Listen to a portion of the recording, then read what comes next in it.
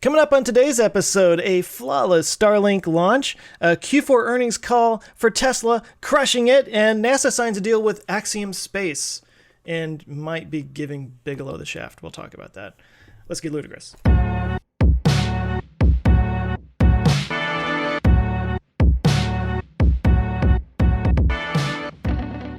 Hey there, and welcome to Our Ludicrous Future. This is the podcast where we talk about all the cool future stuff that's happening today. It's going to make tomorrow your mom. I'm Joe Scott with the Answers with Joe YouTube channel, and with me is Ben Sullins. What is going on today? This is the upside down, folks. Oh my gosh. Let's get crazy. Yeah, so this is Ben Sullins from Teslanomics, and we have an alien invader here that has replaced Joe Scott, apparently. Because also with us is Tim Dodd. Hi, it's me, Tim Dodd, the everyday astronaut, currently in Florida. And we also with us have our friends listening to us live right now in our Discord channel, our patrons. Woohoo! Hi, guys. Hi, patrons. Hi, Greg. Hi, Seth. How are you guys doing? And Tian. Actually, we have some people today. It's normally kind of quiet in there, but yeah. Later yeah, in the glad day. to we're have actually you. starting at like our kind of like published time though too. Lately we've been like, oh, we'll do it at I don't know, because we're all over the place. Whoops. Whoopsie. Yeah. Isn't it funny how when you change one little thing, like I said Ben's name instead of Tim, and all of us were just like, what do we do now? It's like if I started a video without spinning around in my chair, everybody would be like, what is happening? What's going on? Is he okay? Did his chair break? What happened? Right.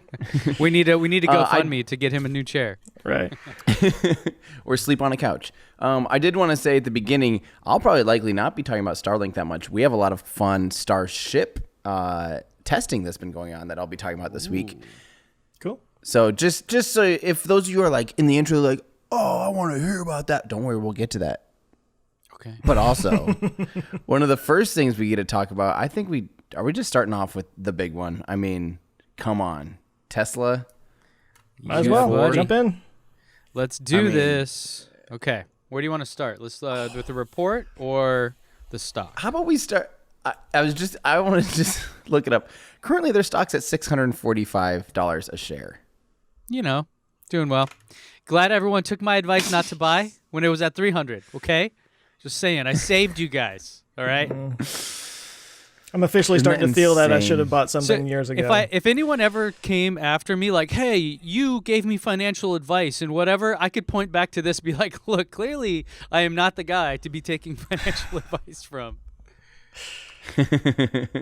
Because, yeah. I'm happy because I bought shares years ago. Good for you. Okay, so stock up. Thank you. Tremendous. Smug. Look at that. So just prior to the announcement, it was at 581, which is already nuts. And then this morning, right now, trading at 645. If you go back a month ago, it was right around 430. So I mell look at this trend. This is just beautiful. So, and all of that is because of some very good numbers that they posted. Let me show you some charts. How about that? Do we like charts here? I like charts. I like them. Joe, do you like charts? And I cannot lie. Okay. So first off, net income. You may also know this as profit. So they posted a $105 million profit, which is down from last year, down from last quarter, but still up an actual positive number. So when the whole thing about is Tesla profitable, et cetera, yes, they are. In fact, 4 out of the last 6 quarters, they've posted a positive profit there. So that's cool because they also had record revenue of $7.3, almost $7.4 billion. So wow. The way these things work, game of whack-a-mole, right? You can grow revenue, right? Like if Tesla said, hey, we're just going to triple our sales staff and maybe start buying ads, yes, revenue would go up. But you would also be spending a lot more money to get that revenue. So the fact that revenue went up and they still were able to maintain profitability and open the factory in China and start developing the new lines for Model Y. They were able to grow and expand while maintaining profitability, and that's pretty remarkable. I think that was always the biggest doubt that the market always had was can they want to grow aggressively, but they can't just keep growing and not be posting. Like those two things are typically at odds, profit and growth. And here they've been doing both now. It's like, there you go. And profit was down than, previous, but still it's like, a big chunk of the investors, our good friends over there at the stock market, thought that, 6 months ago, this company was done. That was it. Toast. Bankrupt. Gone.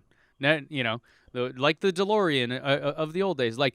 And now they're showing that they are a healthy business that is growing.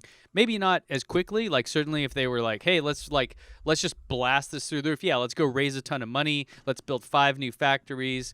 But that I don't think is really the right way to go, and it's clearly Elon kind of isn't pushing it that way. He's pushing it in a way that is sustainable, which is really good to see. So, yeah, huge shout out to them. There's all kinds of details there. Are there any other bits from the report that you guys wanted to dive into? I know that we talked. There's some other stuff that wasn't numbers related. I'm excited about Model Y coming fast and better than expected. That they already immediately updated their website. So should we talk about that a little bit? Because that makes a big game changer for me. I've told you guys forever that like I do want the Model Y makes sense for how much stuff I'm lugging around when I do some of these road trips and things. But I just didn't want to sacrifice on the range, the time the range and the time it takes me to get 24 hours of driving. When I'm doing 2,500 kilometer road trips or 1,500 mile road trips or whatever. Like I don't I didn't want to make that big sacrifice where it's going to add an extra hour each day or something. And that was about what I was going to do. But now all of a sudden, 315, it's on par with my Model 3, which is unbelievable. Yeah, and notice the other one's gone, right? The single motor, the rear wheel drive. Yeah. So I didn't notice that until just now. But yeah, so that was a big update there. Obviously, due to their endless pursuit of efficiencies and performance gains, the long-range all-wheel drive Model Y now has an estimated range of 315 miles, and so does the Performance, actually. Now, Tim, do you have an order in for one of these? I have a pre-order in, yeah. Which one are you going for? Performance. I'll likely replace the Model 3 with this, actually. Performance. This made me... officially say I'll probably just replace my Performance Model 3 with a Performance Model Y because I would love to have more storage and all the things power tailgate, all that type of stuff. Yeah, do they have photos of the storage on here? I know that maybe it's just on the not order page, but the just regular Model Y page. Because that's really it. That's what I think is. I really do think that this is going to crush all the other models down the road. It's just a more functional vehicle for a very great price still, and that's I think what in this country it's the largest selling segment. It's I think 34% of cars sold in the U.S. are in this segment. So finally Tesla's getting around to those big numbers. But yeah, man, this thing is going to be pretty sweet. I'm really stoked. Now, they did say that they're starting production, and they had one in the earnings report. Let me see if I can find the photo. That was actually produced. How come I can't just next page it? There we go. From the production line. And so they have some photos here of the Fremont factory, the Model Y body shop, where they're putting it all together. This is known as a body in white. Before it gets painted, and then the outcome being this guy here. So there's actually a production model photo of one that they've made. This is their test track out behind the facility. If you guys are wondering where they shot that photo, and with that there were also some wheel updates. Did you catch that, Tim? Yeah, I saw the different wheels in that. And it kind of sounds like that's the thing that's really making the range difference, right? I don't know. Oh, actually, look, I only see Gemini here. Oh, is that because I chose? Yeah, if you go to... Okay, 20-inch induction wheels. So this is a new style of wheel. It kind of looks like that's totally different. Yeah, it kind of looks like a turbine. Yeah. And then here's your Gemini. This is like your Aero wheels, basically. It looks like a hubcap. And the one here, the photo they have in the earnings report is the God, what is it called? Sorry, induction wheels. And so, yeah, I mean, I think they look pretty cool. Like, I probably will get these and not buy aftermarket rims, because I really didn't like the Aero ones, and the other ones I wasn't super in love with the sport wheels on the Model 3 either. So, but these look pretty nice. I think I'll probably do that upgrade. Real quick, can you go back to the side by side? Has anyone figured out if there's any like substantial changes between the prototype and the production vehicle? Is it just me, or does the nose look a little different? Looks a little blunter. On maybe the it's just left? the angle on the right. Oh, really? It looks longer to me on the right. I think it's just the angle, though. Yeah, it's probably just the angle. The Model 3 was really like that. At the unveiling versus when you see it in real person, because I didn't get to see it. I didn't see the actual unveiling. I got to the handover event. It was the first time I saw one actually, no, it's not true, because I saw it before that. But anyways, in person, it looked way different than photos. And I think just the angle, because of maybe how they designed some of the front of it, it's kind of hard, I think, to get a good representation of it. Right. I mean, I know that people were saying that, it was a couple months ago or something when the prototypes were starting being spotted on the street. They were saying, yeah, it looks, it's been tweaked a little bit since the prototype, but I personally can't tell any difference. Now, and on the earnings call, Elon talked about that a little bit, how, and this is kind of what I was alluding to last time, was there's going to be some things in here that are going to surprise people. And it's not necessarily the design or some of the customer facing bits, but some of the other interior things, some of the how bits work. Now, we already know about the flex circuit thing that they talked about a long time ago, where they were going to reduce the wiring down to like 100 meters versus 3 kilometers or something. And so that was obviously going to save time, make things easier, whatever. I don't, who knows where that's at. We don't have details. But also the whole 4 parts that the body gets molded into instead of, currently how it's done. So I think there's going to be a lot of improvements in this that aren't necessarily things you'll notice, but it'll just make the car more solid and just better performing. So I think it's going to be, not just more functional because as a hatchback and those kind of things, but probably like an actually better engineered car than the Model 3 in that regard.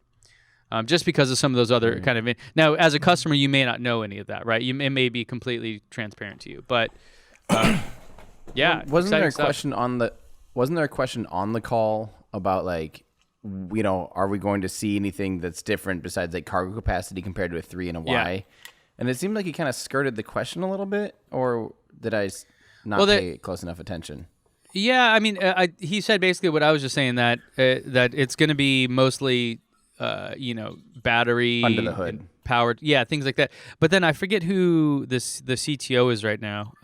But he chimed in. It wasn't Zach, because he's the CFO, but someone else chimed in and said, "Oh no, there's actually some other customer-facing stuff that you'll notice that's better as well." And so, yeah, we'll see. We can speculate and probably all that, but power hatch. it's coming soon. And ejector seat. So now I still contest that despite an electric article stating deliveries in March, I haven't seen that. I didn't see that in the earnings report, so I don't know where they got that from. Maybe I missed it, or someone just doesn't want to do push-ups. Yeah, that sounds like an excuse, man. If there is any one of us 3 that does not want to do push-ups, it's definitely not me. I am the one that wants to do push-ups. That's how I start my day. Is speculation not good enough for you? Come on. No. Come on, Ben Swollens.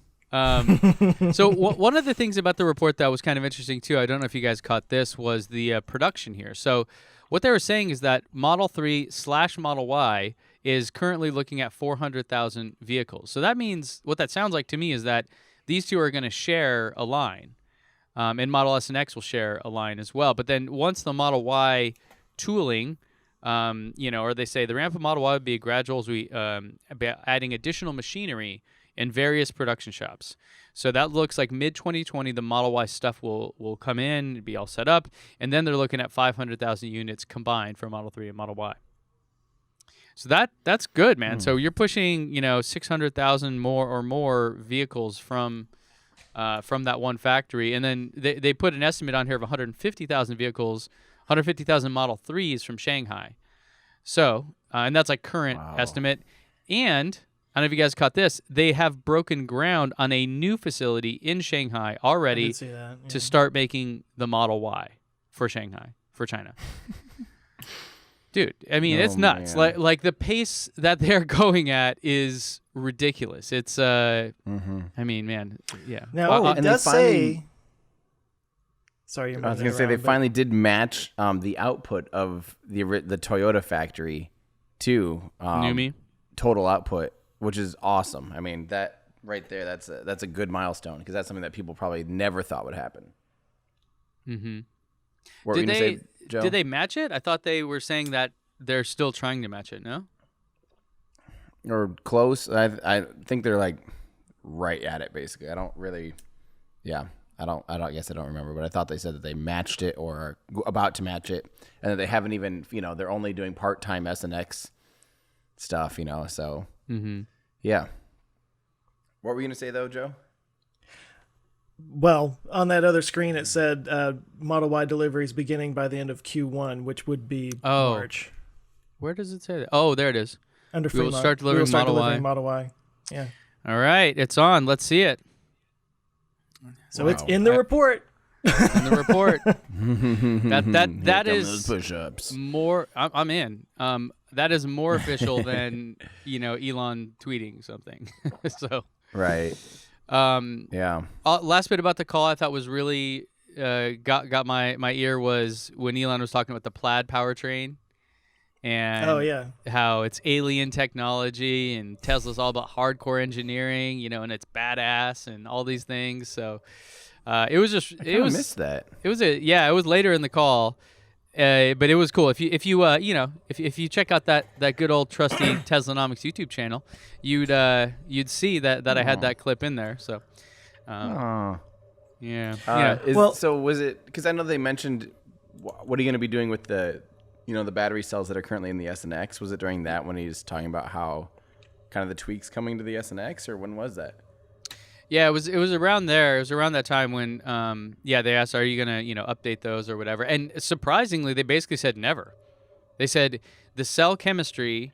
So the what they were arguing or saying is the actual main difference between those two was not it was just the form factor, and that the 18650 cells they're currently using are dramatically improved over ones that they've had in previous years.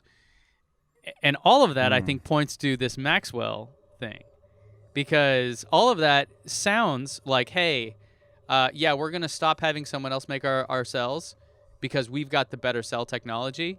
And at that point, who cares what the form factor is if it can perform just as well? And that was kind of, I mean, I'm reading a little bit in between the lines of what they actually said, but that's kind of how it sounded to me. It was like, hey, yeah, we're going to basically have the same tech, it's just a different size cell, and because we don't have to change the size of the cell, that means those manufacturing lines can continue to operate without having to be retrofit or anything like that. So if we can still fit the same energy or even more energy in there just because of the cell chemistry is improved, then from a customer standpoint, you shouldn't care, right? You should just know it's better. So I think that's important to know, because I here. think, at least for me, the perception has been that those 18650 cells are like the old cells. Yeah. And what's in the Model 3 and Y are like the new cells, but they're clearly still implementing and improving on that old one as well. So, but the thing that sucks is like they still can't receive more than 120, kilowatt hour of charge. 150 kilowatts of charge. 100 is it 150 now? Mm-hmm. But still, they can't match the 250 or 250 plus that the 3 and Y will be able to do. So it's like I don't really care what battery it is, but just make it so at least it can accept these higher V3 charge rates. They have to, when they release the Plaid one, it has to do that. Otherwise, I'm not buying it. No one's going to buy it, man. Why would you? Right. I mean, not no one, but, like if you're thinking about, which one should I buy as a practical, like normal, quote unquote, normal person, you're not going to buy the one that charges slower and is triple the price. It's just doesn't make any sense. Because charge rate is probably something you really feel versus like going 0 to 60 in 1.9 seconds and flying around the track. Like, yeah, those are awesome, but on a daily basis, charging is going to be a more valuable thing for me. So that's the dilemma I feel they have, and so hopefully reading between the lines of what they were saying, when they released this plaid one, which Elon said they hope to do this year, it'll have that, and maybe even more. Who knows? It's really, it's above my head when you get into the cell chemistry of how those things work. The fundamental physics are heat causes problems when batteries, and so you have to find a way to slam those electrons in there without generating a ton of heat. Or somehow you figured a battery that can handle that without it being an issue. I don't know. So we'll see. Now there is a battery day that they alluded to coming up. I think March or April. Elon I heard said April. April, yeah. So that should be pretty enlightening. Yeah, I can't wait for Battery Day. I'm actually kind of really excited about it. I mean, dude, it's yeah. If they start to give us some insights to the Maxwell, how they're integrating it and what they're doing, like there's so many question Battery marks. Day could be just like I want answers. And a very telling note from Elon on the call was when he was talking about that, he was really excited about it. And in addition, he said, it blows his mind. And he knows it. Like he knows what the answer is, and it still blows his mind. So that's, and it, just thinking about who he is and the way he thinks about things. If this is blowing his mind, it must be, really like next level stuff. So alien technology. Some people are going to take that seriously. Yeah, of course they will. Oh, I love it. Their new plant at Area 51. Here's the thing that I'm so excited about is, when you have a company that's pushing the boundaries so much and creates so much of a loyal fan base and an excited, crowd and creates this community, then even the companies that are making breaking technology like Maxwell would probably be like, a lot of the people that work there would be like, oh, that'd be awesome if Tesla bought us. They'd be, when you're doing that cool of things and you're actually pushing the boundaries that far, I feel like acquisitions of other companies and partnerships with companies would be easy because there'd be a lot of fans on board already potentially. Yeah. As opposed to just, I'm not saying a normal car company that money doesn't talk, but at the same time, if the money's equal and you're like, oh, that'd be really cool if our technology was put into a Tesla. And I'm not saying that's how everyone thinks, but there's probably a handful of people out there. But you're not far off. If you remember, Kevin O'Leary had some interview or something recently where he was talking about it, saying that he went from he now is recommending to buy Tesla stock because he went to some job fairs at these colleges, where you have all the smartest people in the world. Every single one of them wanted to go to work at Tesla. Every single one of them. Mm-hmm. And so if you think about the future, more philosophical of a discussion, but the reason Silicon Valley benefits for employees at Google and Facebook and those places are through the roof is because the people and what they bring to that company is what's valuable. It's that creativity. It's that ingenuity. And so if you have every major school in the world, every smart material scientist and battery and electrical engineering student wanting to go work at Tesla, that just bodes extremely well for them in terms of the longevity of it. Right, so it's a good time. Now there was a question on the call about, and I think we've got this before, but whether or not they would be integrating Starlink into the cars. And Elon had kind of a funny answer. He said, "Yeah, we don't really think about that. It's not really something, but you could just buy one of these phase array antennas and stick it on top if you really wanted to, and you can, So I thought that was kind of interesting. And basically saying it's just total overkill for bandwidth too. He also said that you probably don't need this, but I'm one of those guys I don't care. I want it. I don't need to go 0 to 60 in 1.9 seconds, but if I can, I'm going to, right? So how many more satellites do they have to put up there, Tim, before we can actually turn on our phase array antennas? Well, they're at about 240 now, basically, and 4 more launches, and it'll be operational asterisk or whatever. It'll be I think it was over 400, and it starts to have pretty decent coverage. But I'm still thinking by the end of the year it'll actually be a product that people can get already and available pretty much anywhere. Have you seen these antennas? The phase array antennas you're talking about? Have we I've heard it being described about the size of a pizza box, but I've never seen a rendering of one. Yeah, you not. I got one here on the screen for you. I remember because when I you did? started, Okay. I started talking about it a long time ago, and people were sending me all these kind of things, like this kind of a, Right. yeah, I don't know, like this kind of. It'll thing be here. some kind of something like that, with their own built-in technology, and part of it's going to be how do you do this without really moving everything around, because you don't want motors that have to track for years. Yeah. So it's kind of a matter of how do you do that, but yeah, it'll be cool. Well, that's a big one. Yeah. Well, I think Hopefully isn't that part of the idea that you wouldn't necessarily, I mean, maybe you would have one on your house, but isn't the idea also that like they could just beam it down to one of these massive stations like this and then just kind of send it out via wireless like cell signal locally or something like that, So it's not like every single person needs one. It's maybe like, in the neighborhood you need one, and then from there it can beam it to you.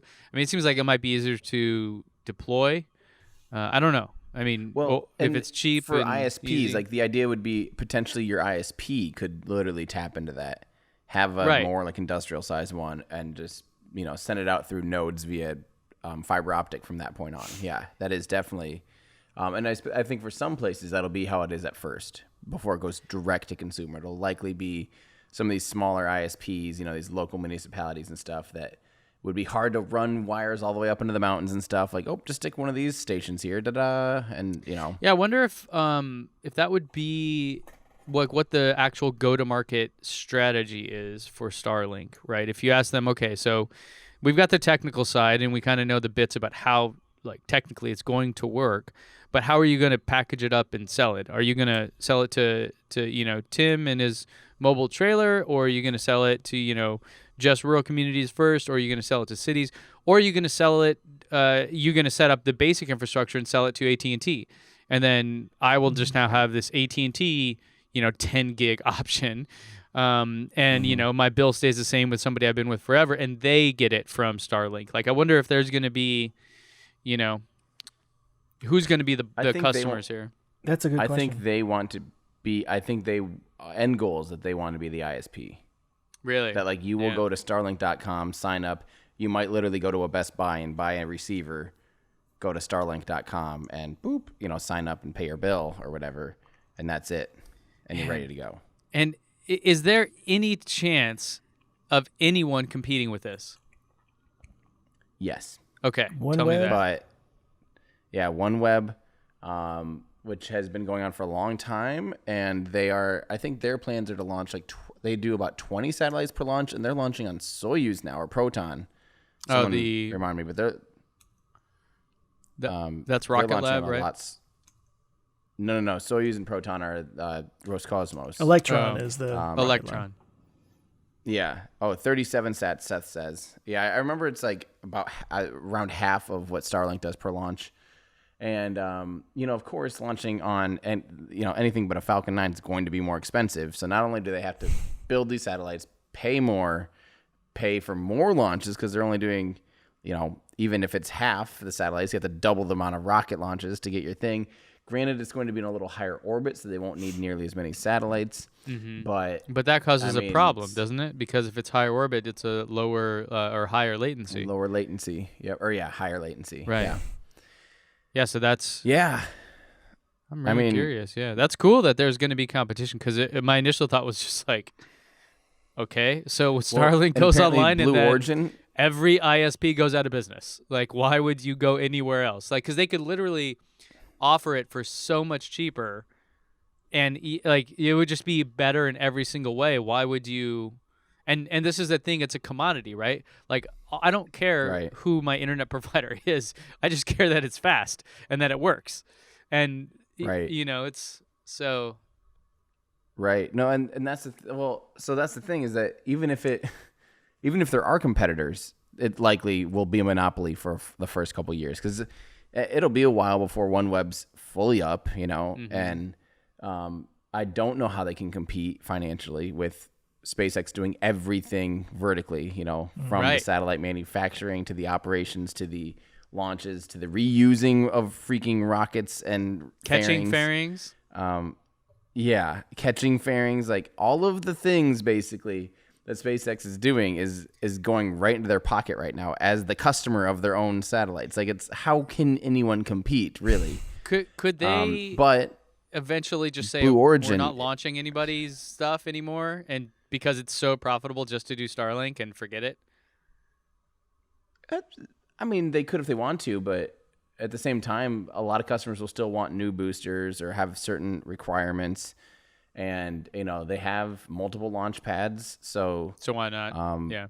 Why not just keep going, and maybe have those new boosters be ones for customers or slightly used, and they'll just keep using up the dirtier and dirtier ones, which we're seeing them do. They're using these boosters, 5 times, and yeah, I guess it's freaking awesome. The vision is Mars, really, right? So I guess that's right. Like, if the goal is, hey, let's just make as much money as possible, an idea like, if we can dominate worldwide internet and become $100, $200 billion, even $1 trillion company just from this one thing, why would we keep doing this other thing?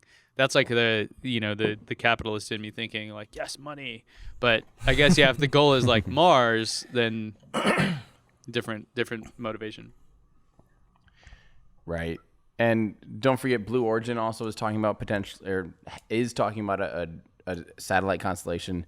China is likely doing their own satellite constellation. So we'll likely see 4 or 5 major players, which now, I mean, one player putting up 40,000 satellites in a constellation is kind of scary. 4 doing it is like, wow. Yeah, we'll see. Talking about China, so I mean, I guess one of the things about having literally internet raining down from space all over the planet, as Seth pointed out in Discord just now, that like one of the functions of it was to give internet to places that don't have much internet right now. Like it's available to everybody because it's just literally falling from the sky. And I know China likes to kind of keep everything, under their control. They don't want that free information out there and everything. So they're kind of known for that. But I guess the only way they could control that is to prevent people from getting the antennas. Right. I mean, that would be who's going to be making the antennas? Let's be honest. It's going to be China. Yeah. That's a good point. If China builds the antenna, I mean, it'd be obvious if you had one, right? It'd be like, hey, what's that? See Joe's house over there? What's going on? Hey, Joe. Lots of people in China named Joe, I'm sure. Kind of hard to hide, but yeah, that it could be something. It could be the great democratizer, democracy key, yeah. Of course, we said that about the internet in the beginning. And it hasn't quite panned out completely, but the internet. It's been mixed, I would say. Mixed blessing. The whole concept of the internet, it's like, yeah, there's good and there's definitely bad. And then there's Twitter. Yeah. There's 8chan. But I feel like speaking of Starlink, we should be talking about the launch. There was a launch yesterday. I mean, you can lead a horse to water, but you can't make him drink. I've been trying to push you. I know you were, but yeah, SpaceX had a beautiful, flawless launch yesterday. Flawless-ish. There's a little bit of question marks on a few things, but in general, it was a beautiful launch. I didn't live stream because I was still there doing stuff with the telescope and some remote cameras, and just really trying to practice my ability to do live coverage in person in the future, and also just really, really honing in on that and not trying to overly stress, because setting up for a live stream in person right now is a mess. Jeb's a mess. But the only notable things were that so they actually caught a fairing. Congrats, SpaceX. They nailed one, and they scooped the other one out of the water. So 50, or 1 for 1, or wait, 1 for 2. Yeah, there we go. And the other notable thing was the engine, the actual booster itself, came down on the deck a little bit hard. And I'm going to try sharing this, but I'm realizing that my internet isn't the best. So maybe... you want me to look for it? Maybe, yeah, just go to... the best is going to Elon's Twitter. And just scroll down a little bit, you'll see the footage of both the fairing catching and the clip of the booster landing. Now the booster landing, which it actually the video did not cut out on this one when it landed. It was like clean. This is the second in a row now that they've had like substantially better footage like this, and it's just like, good job, guys. So you can see there that the booster appears to cut off above deck a little higher than normal. Yeah. And it then does fall, and the legs splay quite a bit. Yeah. And it squats, and hopefully the engine bells didn't, bink on the deck, and hopefully there's still enough room to get the Octograbber robot underneath there. But that was interesting. It was noteworthy. I mean, of course, the internet's looking for answers, and like, maybe it was a wave, and maybe it was this and that. I just think the engine cut off about half a meter too high, and it would fell that more be than normal. out of fuel, maybe, or it could be. But I mean, they know the amount of fuel these days, so unless something was like substantially wrong. Seth says that they could not use the Octograbber. How did we hear that? Do you have a source on that? I did not know that people knew Roomba. about that. For the non-space nerds like Tim, it's the Roomba, that Roomba bot that grabs it, makes it not fall. I've never seen the Octograbber. You haven't? I imagine it has like tentacles. No, it looks like a Roomba. No, it's dude. not. It's not. It's only 4. It's called Octograbber because it grabs onto the octo web. So the 8 outer perimeter engines is why it's called the Octograbber for holding onto the octo web. It only has 4 appendages, so it should just be the quad grabber. But yeah. I just see as a little like baby Chuthlu like coming out there and grabbing onto it. I never say that name right. Got a video here from Space Coast Steve. Oh, from Steve. Cool. Yeah. There's the I'm telling you, it's like a giant Roomba, man. It just comes out. It says, "Yo, let's hang here. Don't fall off like the center core of every Falcon Heavy so far." Okay. And it parks in that little garage there and goes and holds onto the booster. But yeah, that is in question. According to Seth, he saw it on Twitter somewhere that it's not able to go. I didn't see anything about that, and I don't know how that would be publicly available information at this point, so we might have to wait until it comes back into port. Speaking of coming back into port, I will be going in about 2 hours. It sounds like the fairing boat will be coming back in already. So I'm going to go film that and get footage of the fairing boat coming back in because like I said, they caught one. They caught a fairing. Mystery. Now, they should have, well, I mean, I guess it's just for the video side, but like, the scale of this seems odd to me, right? Like this thing is ginormous, isn't it? Yeah. Yeah, but you can't really tell. Huge. It's just kind of like, I don't know. It looks like a helmet It's or something. huge. Just like No, that thing is the size of a school bus. right. Or you could fit a school bus inside of it. It's not the size of it's bigger than a school bus. Well, how big is that flag then? right. There's like Jeez. some issues here with the with perspective and GoPros. Yeah. That's right. Little fisheye going on there. Classic. Yep. But I mean, it was an awesome mission. Stand by because I'm working on a video about how we're doing all these like remote things and the big telescope tracking that I was working on at in-flight abort, really honing in on it for other missions too. So I'll have some cool footage of it. I cannot believe how close. Pull up Elon's feed again. He retweeted the video of how freaking close my telescope ended up being. OPT was very excited to see the telescope that they gave us being put to this good use. But it is like I was only 5 kilometers away, 3 miles, shot vertically, and it still won't even fit a third of the rocket in. How dare you? Oh, that's just dirty. Oh, That's isn't that naughty. insane? That is a naughty video.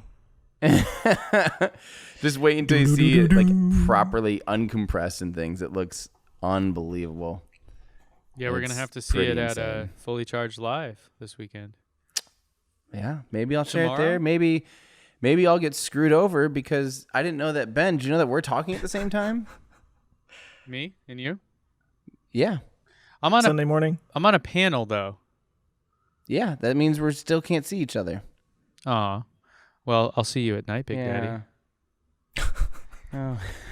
Well, yeah, but We're staying at the same it's place. still sad. That video is sexy. All those people just listening to us in your cars with your kids, be glad that they can't see this because it's just naughty. This is a little NSF dub right here. Yeah. It's insane. Is it, by the way, do you guys think it's not safe or not suitable for work? I would say not I've safe. seen both. I always thought suitable. It was not safe too, but I think Not some suitable people say could be like a wide array of things. Most of the things I did at work was not suitable for work. So, Yeah. Well, Jenny gives me a hard time because she's, I'll come home and be like, oh, did you see the PewDiePie video today? And she's like, really? That's what you do? I'm here with two screaming kids. You're watching. I'm like, it's research. He is a genius. do you have a Ruby play button? Yeah, exactly. Or whatever. What was the one for the 100 million? It was a bro fist, wasn't it? Oh, yeah. It was like a special. Well, that's his logo. Mm-hmm. Yeah. They'll do a custom one for anyone once you reach 100 million subscribers. So just, look forward to that. Yeah. Give me a year or so. Here we go. GoQuest is coming into port too. Yeah. Sorry, I'm just looking at when I'm going to be able to. I think I'm going to miss the booster coming into port, which I'm sad because I'll be in Austin hanging out with you guys instead. But yeah. So speaking of Texas, should we Is that me? No, this is me still. Oh, okay. Mine has a little bit to do with Texas. So. This one? Okay. There's just so much happening in Texas, guys. It's where it's Texas is the place to be lately. Wow. So SpaceX has still been working on testing their welding, their bulkheads, their nose cones, and things like that. So one of the exciting things we saw this week, they tested their. So this is the old one. The first test made it to 7.5. Ben, go ahead and click on the other status. So about 2 weeks ago, he said like, hey, we hit 7.5 bar. That's good, but it's still not like what we need. We need around 8.5 bar. And I remember thinking when he tweeted, I'm like, oh man, how long is it going to, that's months. Like they just made a development test. How many months will it be before we see another test? Apparently this was in the year 2000. That's what I was just looking at. Yeah. This is old news, guys. People were asking about that. We're looking into the past here. But only 2 weeks later, and ta-da, all of a sudden they roll out an updated version with different welding techniques and different materials, and they did cryo test this. So this is where they actually, use liquid nitrogen to have it at cryogenic temperatures, which makes the parent materials, makes the actual stainless steel stronger. But the welds don't. That. Yeah, the welds aren't necessarily going to get stronger, but they were successful. They hit 8.5 bar. So we're looking at an image here. It looks like kind of like a big snowball. Is that actual condensation like ice that's built up, or is that some kind of a wrap they put around it? Ben, have you ever watched my launches? Any of my launches? This isn't a part of a launch. Come on, this is in the weeds. What do I always say about how cold rockets are? Pointy and Rocket Lab being black, flaming and is down. white on the pad. So this is. So just could you ice. stick your tongue to that? You sure could, and it would stay there. Your entire face just turns solid. Nuh-uh. Seriously. Oh, it would be bad. I mean, that's a giant cryogenic ice ball. Is exactly what that is.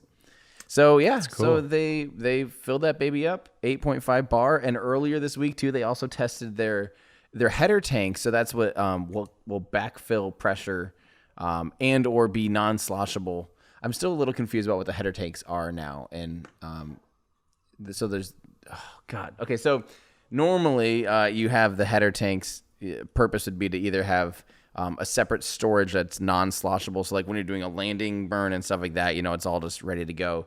Or you could store your helium and your nitrogen in there. But I think this is just a header tank that they're integrating into the nose cone of it. And they tested that this week, and I think that went really well too.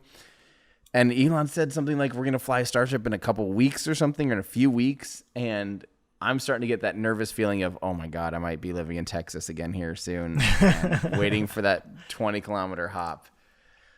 Oh. So there you go. That's Starship news. I mean, testing is coming along great. I think the engines are making great progress.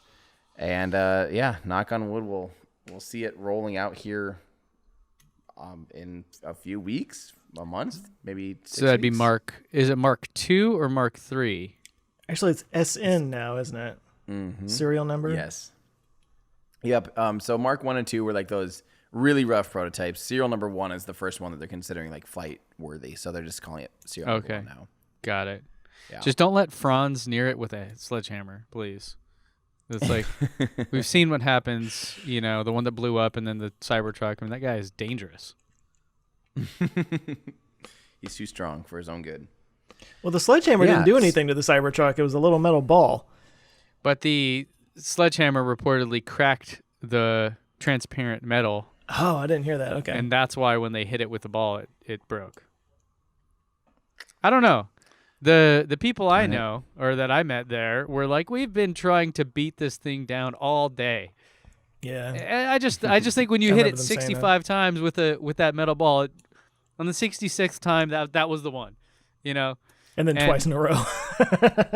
Yeah, and then as the saying goes, it's not a demo. It's not a real demo until something goes wrong, right? So, right. Yeah. Before we move on to other things, Texas Space, there was one thing I forgot to talk about. Elon keeps talking about chairs.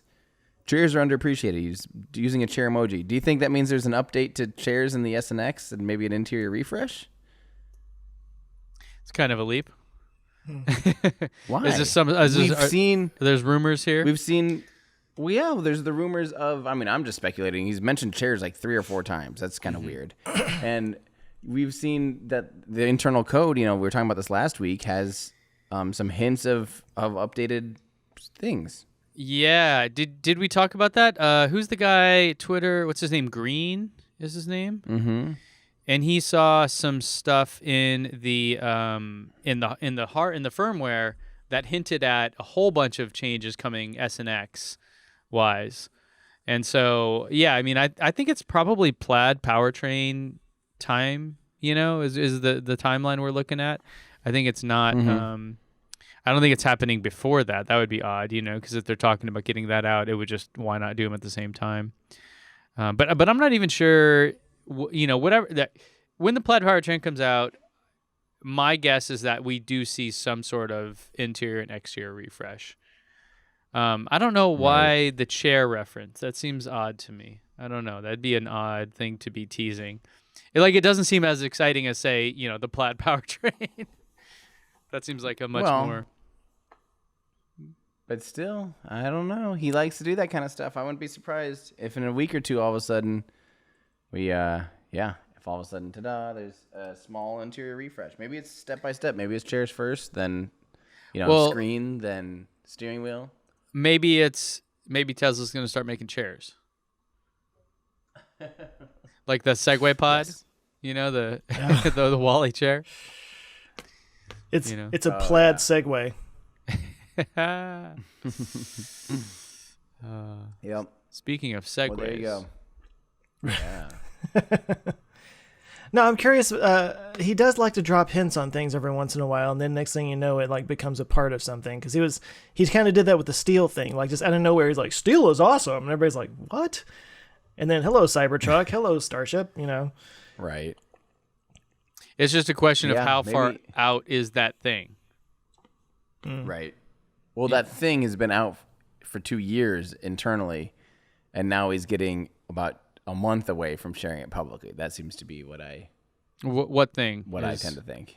Anything. Whatever you get a hint of, it's already been in the background for a year or two. Yeah. And then he's about a month away from actually talking about it publicly. Fair enough. Like Boring Company was that way.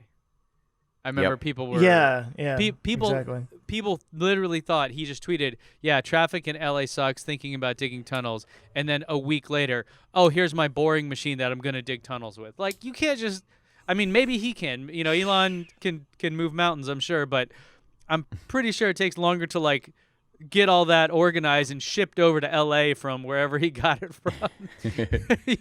Clearly that was in the works for a long time. And LA traffic sucking is something he would have known since he moved there, 15 years ago or whatever. He just suddenly noticed this. Yeah, he suddenly, So maybe we'll now Tesla, I believe, makes their own seats. Is that right? Because I've heard people say that. I think so, yeah. which is rare. Yeah. Most automakers don't. It's a weird thing to do.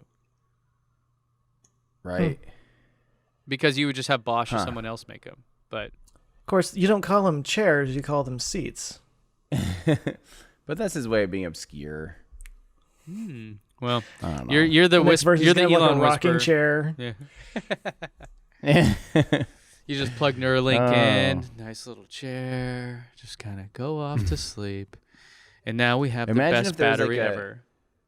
Imagine if there's like a chair in space, like on the International Space Station, or some kind of like new place to put chairs.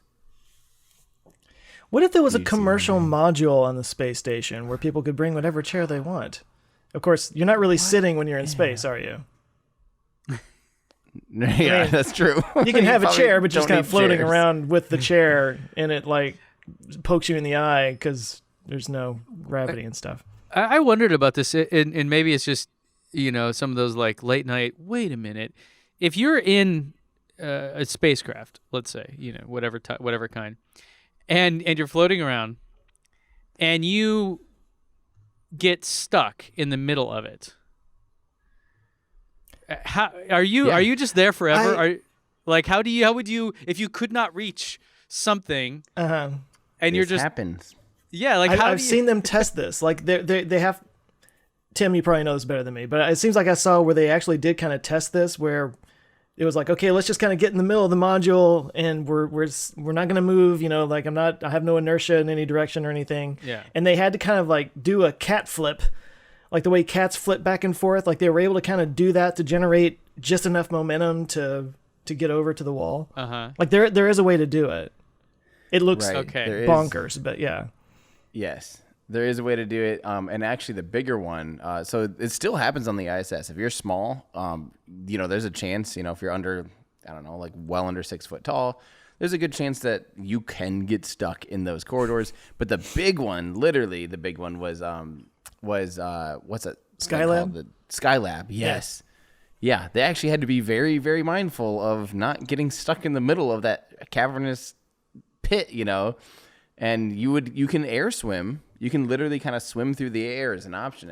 It takes a while, but it works. Man, that would feel so weird, wouldn't it? Just Yes. I could imagine panicking. Like you just get stuck. I mean, maybe even if you know that you can swim through the air or whatever, like just that feeling of like I can't. I'm that would stuck. be so Like helplessness. Could you use like articles of clothing and like throwing them the other direction to propel you the other way? Oh, absolutely. That'd like, actually be great if you were really stuck. And then take you're your shirt naked off. and there's like, I've got nothing. It's time to pee. Yeah, exactly.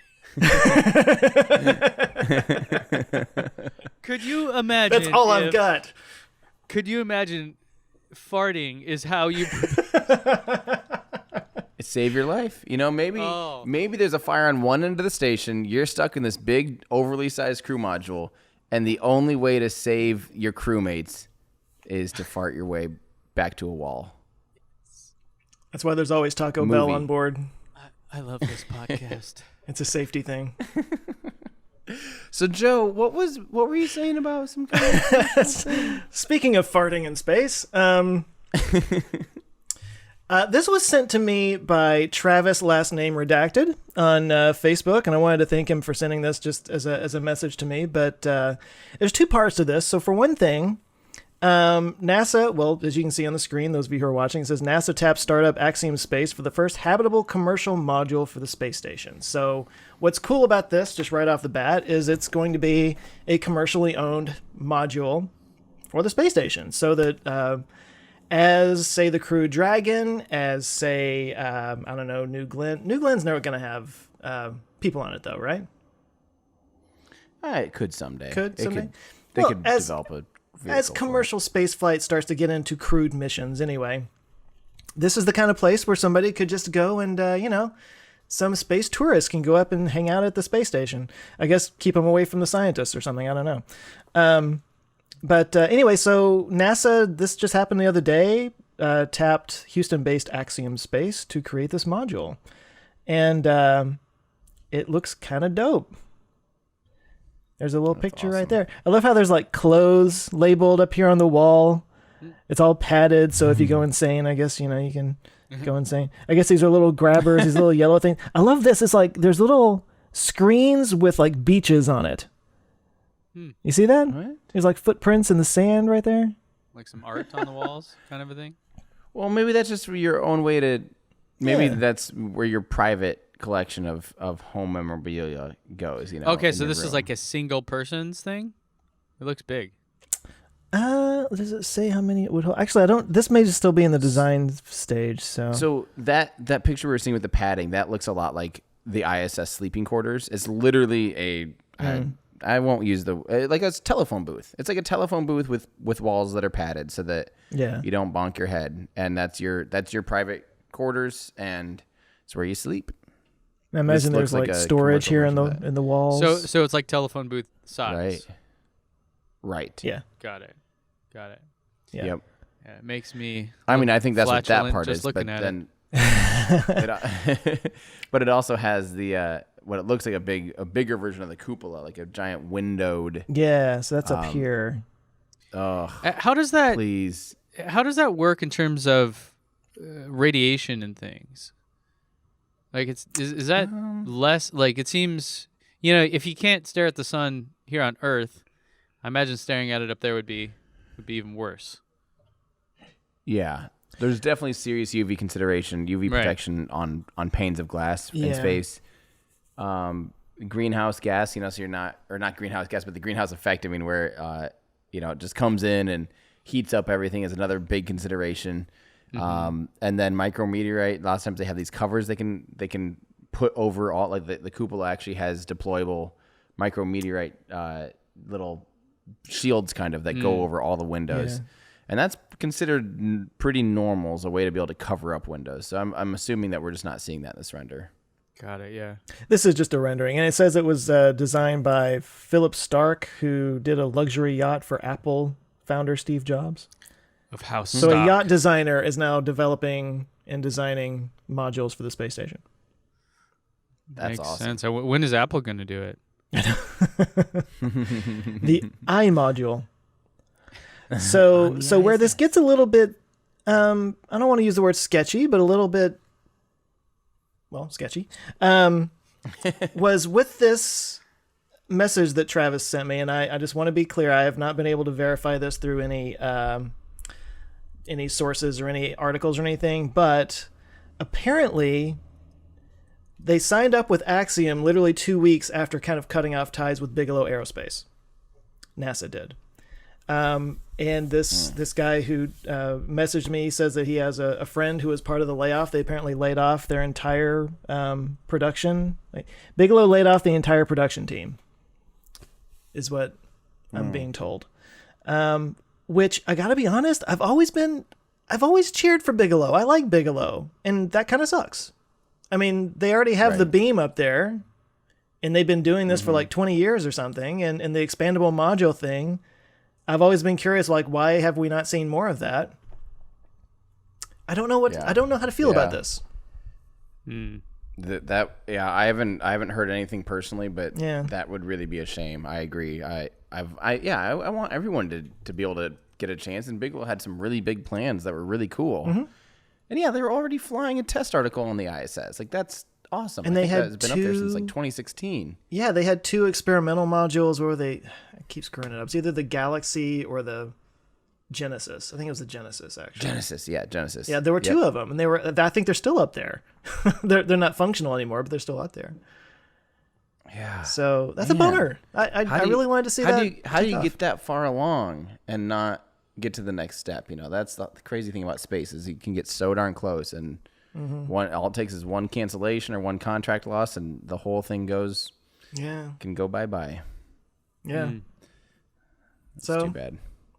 So yay, Axiom.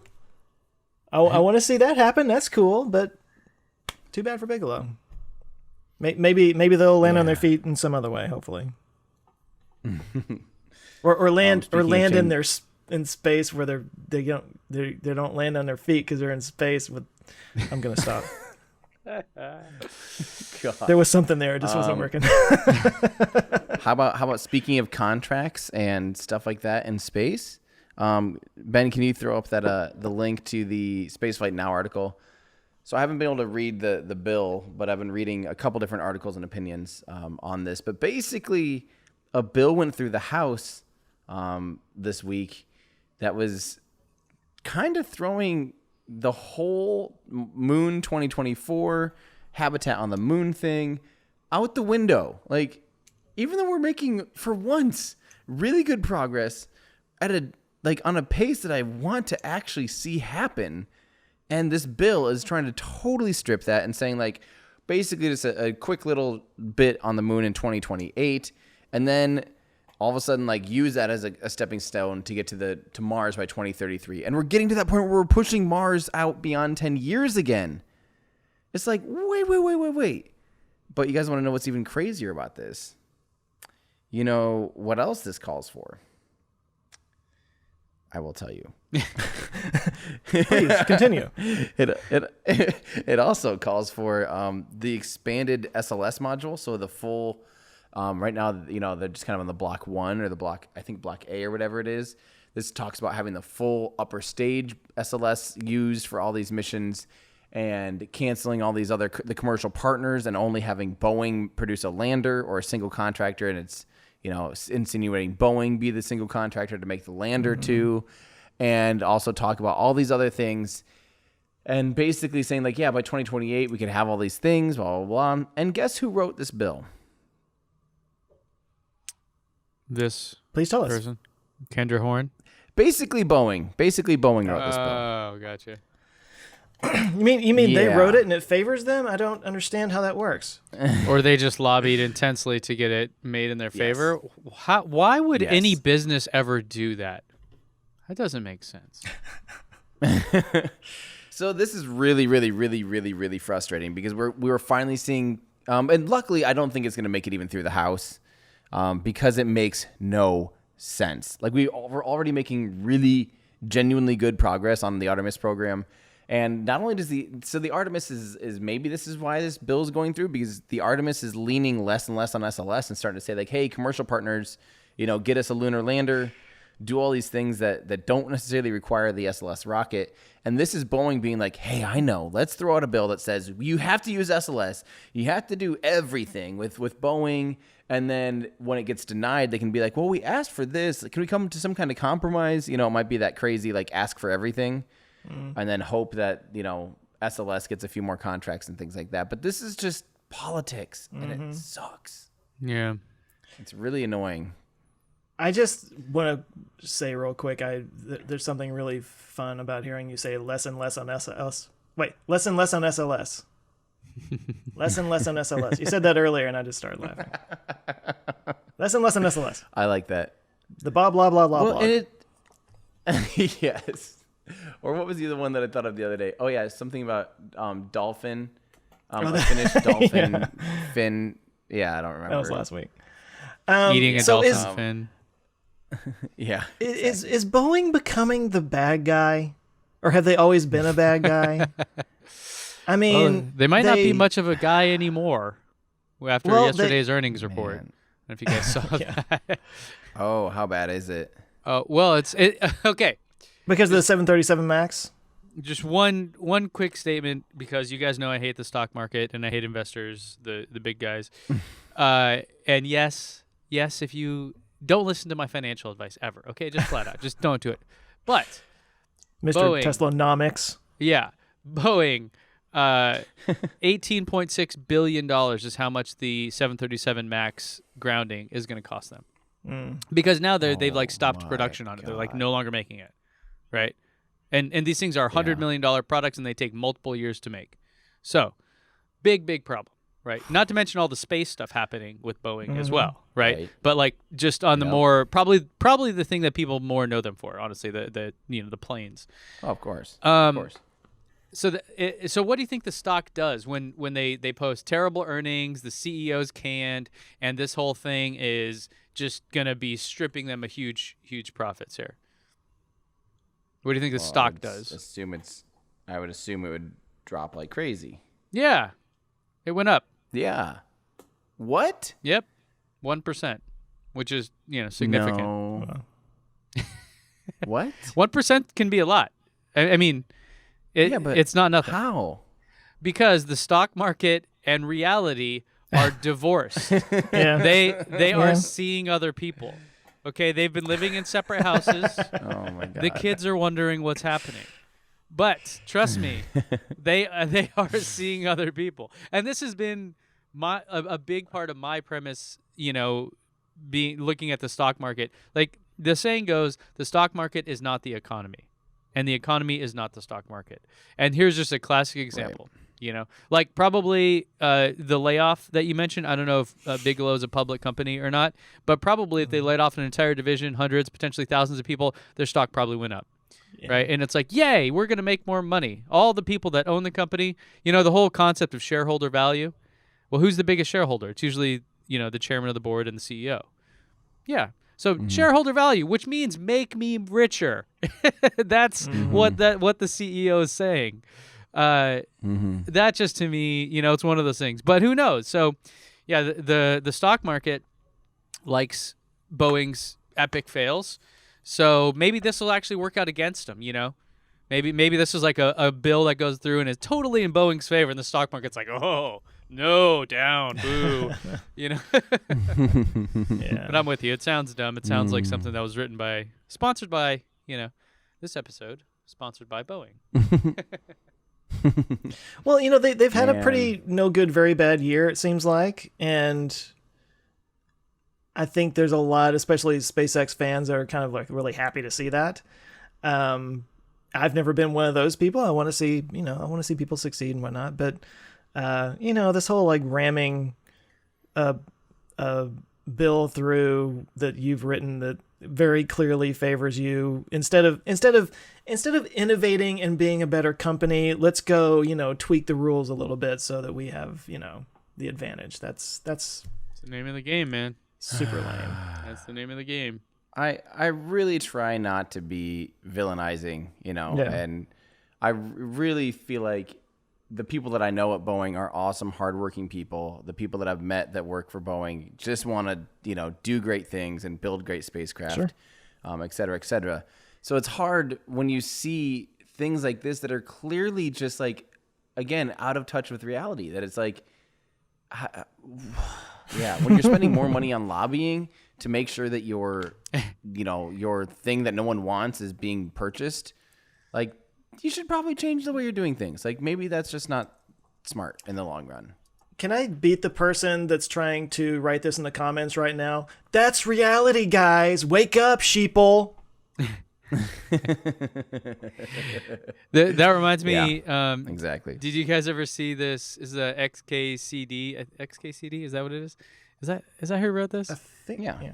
Yeah. Anyways, about kind of about what you're talking about. Just the different tech companies and kind of how they're laid out. And one of them, this isn't actually the one. It had Apple here, and it was like engineers were like 1% of the pie, and then like 99% of Apple's company was lawyers. Yeah, because their whole job that looks is like just Oracle right there. Yeah, exactly. Oh, yeah, exactly. So yeah, maybe this was before Apple grew to be bigger, but it's just a funny kind of thing. Like, that's funny. The legal teams of these companies, like, it's pathetic. I get that there are legit reasons for lawyers to exist, but it just seems, the stereotype of like they always win and basically everyone else gets screwed. It just seems to be kind of true over and over again, right? Right. Yeah. Hopefully that's not this. Man. Hopefully this bill gets crushed.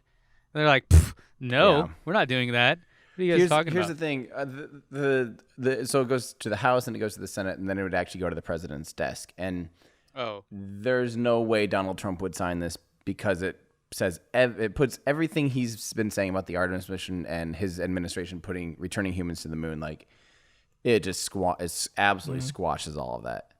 So I really hope that it gets the kibosh even before that. I think the House likely or Senate, someone's going to step and be like, no, even though the Senate really likes the SLS, I just don't see how this will make it too far. I think someone's going to speak up and be like, wait, aren't they the ones that we already have paid, $20 $20 billion for a rocket that hasn't flown yet, and blah blah blah. You know.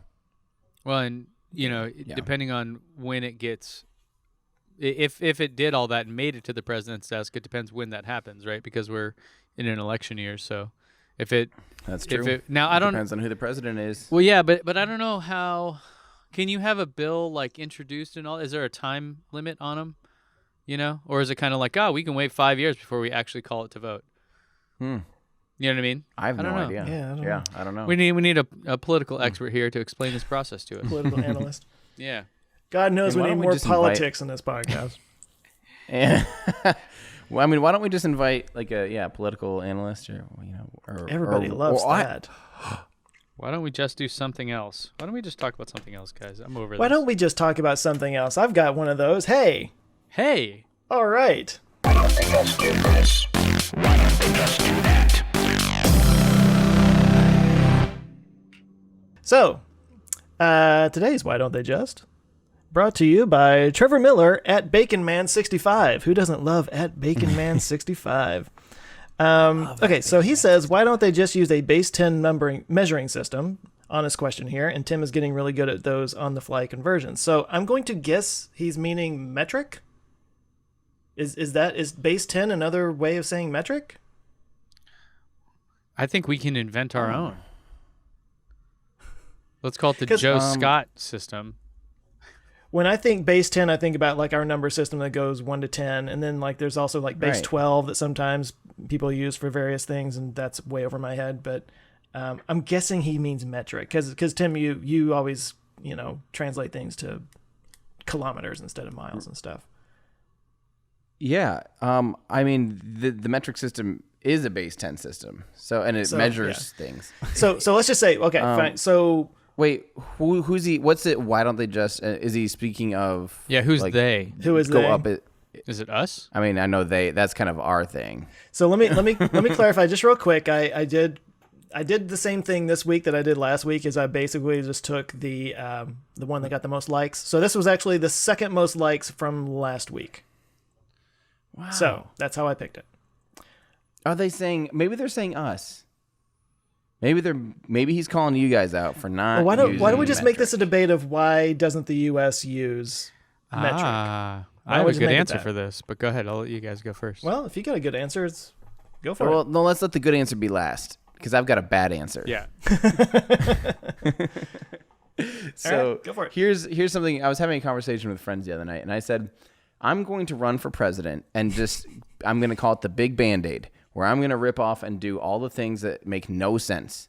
So I'm going to immediately, day one, we're going metric. Sorry, it's going to hurt. It's going to sting for like 6 months while everyone has to relearn everything. But we're also going to change up the calendar so that at least like January 1st is, the start of the the shortest day of the year instead of like 2 weeks, 10 days before it or whatever. Like, why aren't those things aligned? I'm going to continue my war on the letter C and, letter X and Y. I'm going to also probably just make it so phonetic spelling is the legal way to spell things. There's no, if you spell something that doesn't sound like the way it's spelled, you go to jail. It's just going to be a lot of like big Band-Aid things just to clean things up. And of course, and then resign. That's my answer. And then I resign. And then the new president comes in and just undoes everything. Oh. Yeah, exactly. There you go. That's my why don't they just answers. Yeah, we should do that, and I will make it happen. Joe? Ben, what is the answer? okay. Oh, yeah, Joe. Why do you think? So my understanding, I think I can get it off the screen now. We all know the deal. My understanding is that officially the United States is on the metric system. Like that was actually a law that was passed many moons ago, a while back. And I should have maybe looked this up before we got on here because I don't remember where I heard this. It's total speculation and hearsay. But there was a law passed that we are officially technically on the metric system. It's just there's no enforcement of that. And inertia being what it is, people just kind of kept doing what they do. Mm-hmm. And so here we are. So I heard a really interesting discussion on this. Was it on Freakonomics? I forget. It was one of those podcasts, with smart people where they get people that actually know answers. And it was a British guy that was explaining it, and he actually said that like officially the U.S. is on the metric system for certain things, and there's a lot of other things. So for example, if you're in the U.S. And you're shipping a liquid product outside of the U.S., you have to put liters on it instead of ounces. And so even if you look at products in the U.S., you see a lot of them are labeled with both, of like ounces and liters. Like a 2-liter bottle of soda or whatever. Right, which is your metric system, right? So the deal is that these things, like where it matters, where it counts, we are on the metric system. Right, when it comes to engineering and science and all these kind of things, we do use it because that's clearly, for many reasons, the better one, right, mathematically. But more commonly, the measurements of length essentially are more easily understood than the metric versions of them. And this is the argument. I'm not saying this is what I believe. I'm saying this is the argument. So an inch is what, like the width or the length of your little knuckle here or your thumb, the section of your thumb, and a foot is about a foot. It's about the size of an average human foot, right? So these things actually are easier to comprehend. Yeah, right. But it's like, how big is a meter?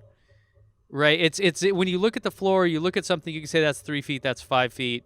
Maybe it's because this is the system we use forever, but because those units of length do have some basis in, some reality here, and it's not, just relatively arbitrary. It's like a tangible in your life kind of thing. Right. You can easily look at something. But it's really all based off like some old king or something at some point, wasn't it? Yeah, probably. I don't know. But point being that like where it counts, we do use the metric system in terms of the science and engineering and all those kind of things. But then more commonly, we use a system that's just easier to comprehend. And that was the argument. So I thought that was kind of interesting. I've heard that too. Yeah. No, I mean, and don't forget, some of those conversions. Sorry. Oh, sorry. Some of those conversions have been the things that have made us lose Mars rovers in the past, and things like that. So the conversion thing just sucks, and I would really like if we stuck to a standard. Well, but the question is, are the people that are making the Mars rovers, I assume they're using the metric system, right? No, a lot of them are NASA engineers still using the imperial system. SpaceX engineers in metric purely. Interesting. They never touch imperial, which is I think unusual. Yeah, that they should definitely do. Wow. Yeah. Yes. So I've spent a little bit of time in Europe where you have to kind of get used to kilometers and liters and stuff like that, and it takes a little getting used to, but I mean, even just after you're there for a week or two, or just, okay, you get a handle on it, know? So, right. Yeah, it would be not hard, yeah. People would whine and cry about it for a month, and then we'd all get used to it, and it would be fine. So I am in favor of us joining the rest of the world, not just in that, but in other ways too. But I understand, social inertia just kind of carries things along most of the time. Yeah, I would be really surprised if it ever changed in terms of just the common use of it. I still have a really hard time. My son has a book that talks about the solar system, and you go through each planet and stuff about the planets, and at the very beginning it says, let's go explore the 8 planets in our solar system, and it's still just like, what? No, it's 9. Because when we grew up, that's what it was. And so I keep going, it's still, it'll never seem normal to me. So even if we did switch, you'd have generations before it would be wait, what? You used to use what system? So, I mean, even if we did just, it's not like it would really, that pain would last for generations, I would say, Yeah. So in the UK, they use both, right? They use miles, I know, when they talk about distance. To me, that's even more confusing because you're constantly going back and forth. At least we kind of stick with one in our daily lives. The UK definitely does more metric, a lot more metric than we do. Yeah. It's very casual, very commonly versed. I think everyone knows and grows up on that. But yeah, they still do mile per hour, and they still do a few things. Pounds. They'll talk about pounds, not just the not just the. I drove 30 price or kilometers at something, 50 miles an hour. Yeah. Like that might be an actual statement that somebody was using. Oh God, I hate that. Yeah, that'd be terrible. So Tim, what is your simple algorithm or whatever for converting miles to kilometers? 1.6. 1.6. Technically 1.62. Yeah. So basically, for me, the main one you need to think about is 30 and 50. So 30 mile an hour is 50 is kilometers 50 an hour. Okay. kilometers an hour, and then you go that up to 60 is 100. So you can just So, kind of divide by yeah. 30, and then that gives Okay. you your units of 5, which are easy to add up. Yep, or times by 0.6, depending, or 1.6, depending on. But it's which like way you you're were going with the conversion. 84.6 miles per hour. How many? You're like, okay. About 130. But like if you added half on top, I mean, it's not accurate, but it's kind of in the ballpark, right? Yeah, it is. So like 50, and so I kind of do that, and then I just 75. bump up a little 120, bit. 130. Yeah. So that's Yeah. pretty easy. I mean, Yeah. So you pretty much just double it and then like add a little bit basically when you're trying to go two The problem I kilometers. have is on the other side, because so I was really big into Olympic weightlifting for a long time, and in that you use kilograms because that's which what are Olympic heavier. 2.2 is what it is. 2.2. So 100 kilograms is 221 pounds and change, roughly. So so when I think kilometers, I think 2.2, just because I'm so used to that conversion, and it's like so it's hard, man. The other thing that kind of gets me is, and I don't know, anybody in Europe or I don't know the rest of the world can tell me I'm totally off on this or something, but I seem to remember when I was a kid, I always kind of compared. I know they're not the same length, but like the inch is our standard small length, right? That we use if you're measuring something. I always thought that kind of equated to the centimeter. Like I It's always like thought of it 2.5 that centimeters, way. right? Yeah, but like I always see it in millimeters though. Like I almost never see centimeters being used in measurements, like ever. Because it's just as easy to say like 25 millimeters. I don't know. Yeah. How for some precise reason- do you want to be? And decameters are never used. it seems Right? like, Yeah. right? It barely. Yeah. Yeah, it seems like Screw the that base thing. level would be the one that just has the straight name, which would be meter, right? And then all the other ones Right. above or below are using wherever the Latin, kilo or milla or whatever. Yeah. I like how we're just having a general discussion. This is welcome for everyone else in the world right now is screaming like, I know, yeah. I hate hearing 3 Americans try talking metric. Like this is the worst thing I've ever listened to. This will go on the highlights channel. Like 3 dumb Americans debate metric system tried to- and get it all wrong.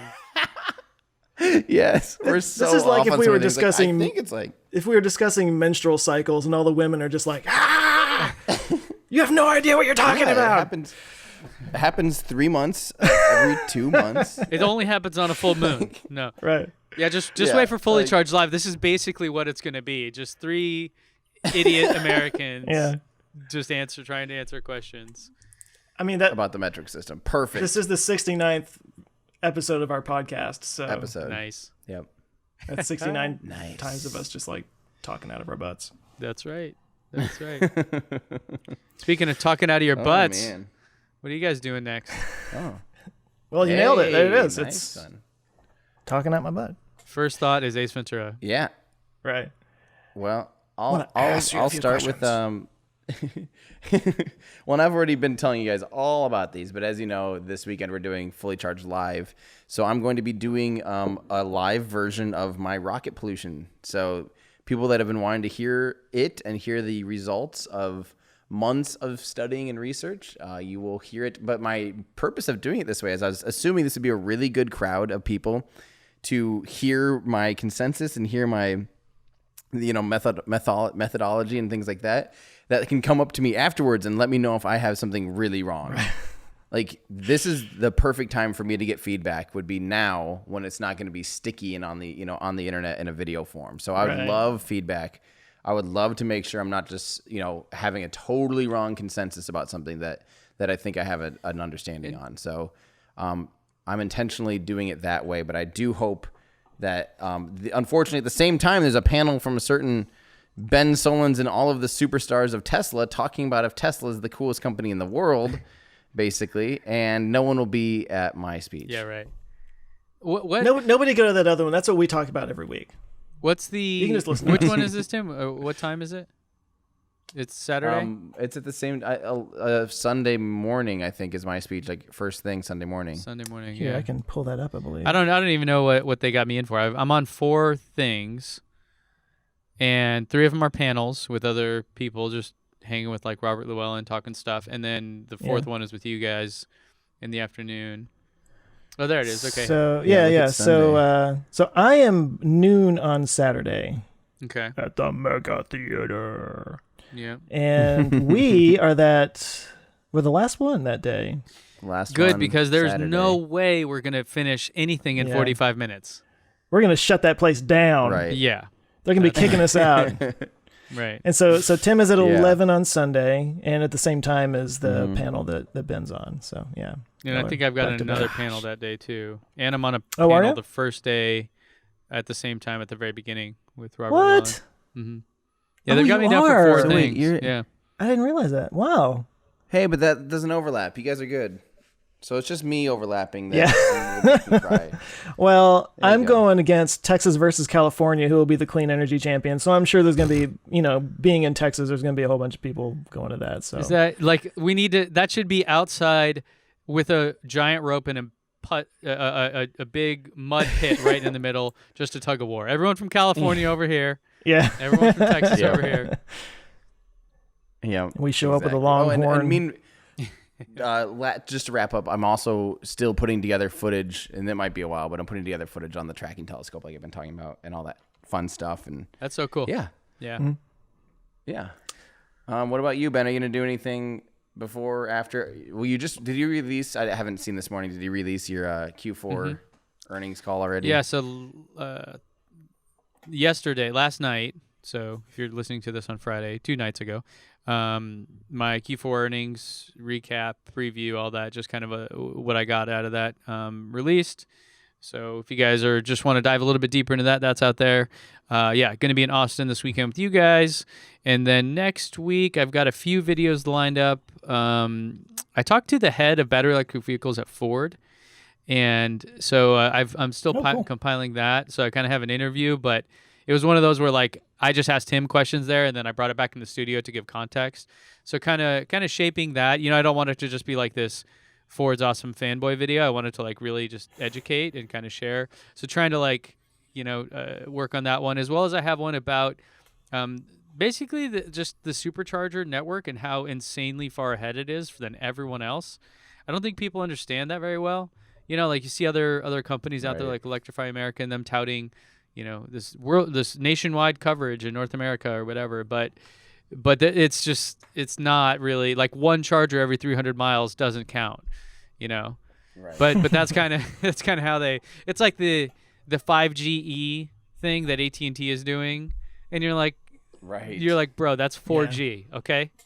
Don't yeah. So literally. so I've got and I've got tons of data on it, so it's not like something where you can be like, oh, I just love Tesla. It's like, look, this is just flat out, me and Usain Bolt in a race here. It's just not even a competition. So I'm working on that one. We'll see which one comes out next week. One of those two for sure.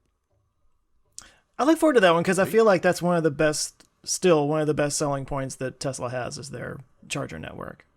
Yeah. Yeah, it totally is. I mean, it is interesting, though. So looking at the data and doing it through Tesla, we can see when people charge at superchargers and not. And so 88% of the time is the answer.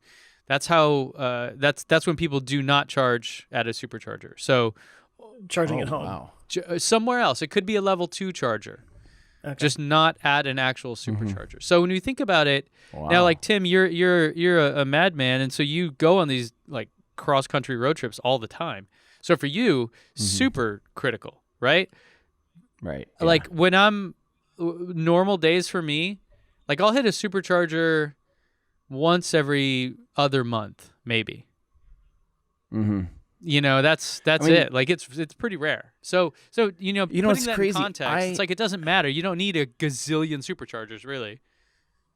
Right. Well, that's what's nuts to me is I still couldn't do the trips that I do. Literally just physically couldn't in any other car. I mean, any other electric car. You know, any other car on the road, it would take like add a whole day basically, because you're just charging that much more and that much that much slower. The real challenge, because, you know, there are, to give them credit, Electrify America and a few of these other ones definitely are installing fast chargers all across the country, and it's great. I love seeing this. It's the marketing spin that they have coverage that I hate, and the deal of it is that, like, there may be a charger there that is super fast, like 350 kilowatts potentially, but there's one of them, and so if that's occupied or if it's broken, you're hosed. So what do you do? And that's the big difference, is that when you see a supercharger station that is, you know, in the middle of nowhere, like on an actual like transit route, I think the smallest I've ever seen is like 15 stalls, maybe. You know, so when you for a supercharger, have you seen them smaller? That not talking in town, but like on the road. In the Midwest, they're often like 6, maybe 8. Yeah, now because in LA, I've seen those where there's like 8 here or something, but you're like literally in the middle of Burbank, so it's like, I mean, what do you? It's meant for long distance travel, right? But yeah, like most of the time, like where I drive, you know, in the Southwest, you stop. I mean, the Baker one in California, or on the way to Vegas, has 40 stalls. See, I've never even seen so one crazy. that big. And this is at a gas station. There are more superchargers at that stop than there are gas stations. Now, granted, you could gas pumps. Yeah, granted, you can fill up your gas car a lot faster. But it's insane. Like this huge chunk of it. So anyways, I've got a bunch of data on that, and I want to do it in a way that doesn't sound like I'm just like really pissed at Electrify America, but I kind of am, you know? Well, we can talk to them this weekend at Fully Charged. I mean, they'll be there. I will. I'd love to. I will. Yeah. But Joe, we were talking about what you're working on? Didn't get to it yet. Or starting to? Monday's video is on brown dwarfs. The brown dwarf stars. Which it's funny, Ben, that you were talking a second ago about your kid reading a thing and it says 8 planets, and you're kind of like, what?